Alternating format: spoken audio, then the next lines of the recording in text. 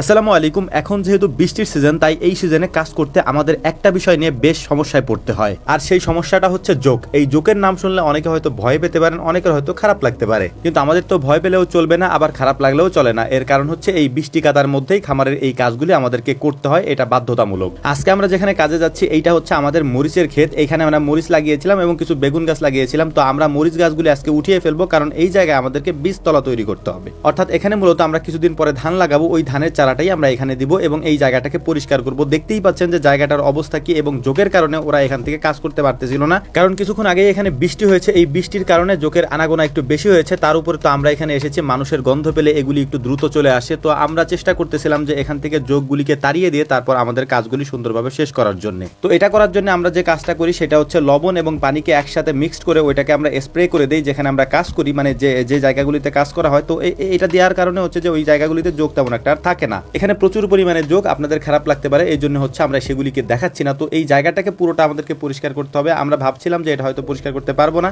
আগে ভেবে এসেছিলাম যে এখানে হয়তো অল্প সময় লাগবে, কিন্তু এখানে আসার পর দেখলাম যে এটার অবস্থা খুবই খারাপ, কারণ এখানে এত পরিমাণে ঘাস এবং লতাপাতা জন্ম হয়ে গেছে, যে কারণে এটা পরিষ্কার করতে আমাদের অনেক সময়ের প্রয়োজন হবে। তো আমরা আস্তে আস্তে কাজ শুরু করার পর আলহামদুলিল্লাহ আমরা কয়েকজন মিলে যেহেতু কাজ করতেছিলাম, আস্তে আস্তে এটা আমরা করতে পেরেছি। এবং এটা অবাক করার মতো একটা বিষয় যে এত ঘাস এখানে ছিল, সেটা আমরা আস্তে আস্তে করতে করতে কাজটা কমপ্লিট করতে পেরেছি। তো আমরা এই কাজগুলি করতে করতে প্রচুর পরিমাণে বৃষ্টি শুরু হয়, আর বৃষ্টিটার জন্যই মূলত আমাদের অপেক্ষা ছিল। বৃষ্টি হলে বৃষ্টির মধ্যে কাজ করতেও আমাদের সুবিধা হবে। এর পাশাপাশি হচ্ছে এই জায়গাটাকে পরিপূর্ণভাবে তৈরি করে আমরা রেখে যেতে পারবো আলহামদুলিল্লাহ। কিন্তু প্রথমে যখন আমরা এসেছিলাম তখন বৃষ্টি ছিল না, আমাদের অপেক্ষা ছিল বৃষ্টির। তো আস্তে আস্তে দেখলাম যে শেষের দিকে বৃষ্টি প্রচুর পরিমাণে হয়েছে, এবং বৃষ্টি হওয়ার ফলে এই জায়গাটাকে আমরা খুব সুন্দর করে পরিষ্কার করে ফেলেছি আলহামদুলিল্লাহ। এখন এই জায়গাটা থেকে যে ময়লাগুলি হয়েছে বা যে ঘাসগুলি হয়েছে, সেই ঘাসগুলিকে আমরা ফেলে দিচ্ছিলাম। ঘাসগুলিকে ফেলে দিয়ে আমাদের এখানে চার সাইড দিয়ে যে বেগুন গাছগুলি ছিল, এই বেগুন গাছগুলিকে আমরা কাটবো না, এই বেগুন গাছগুলিকে এখানে রেখে দিব। কিন্তু মাঝখান থেকে যে মরিচ গাছগুলি ছিল সেগুলিকে আমরা কেটে ফেলে দিয়েছি। আর এর পরে হচ্ছে যে এই জায়গাটাতে আমরা নাইংলা বলি এটাকে, আলের মতো আপনাদেরকে আমরা দেখাবো, সেটা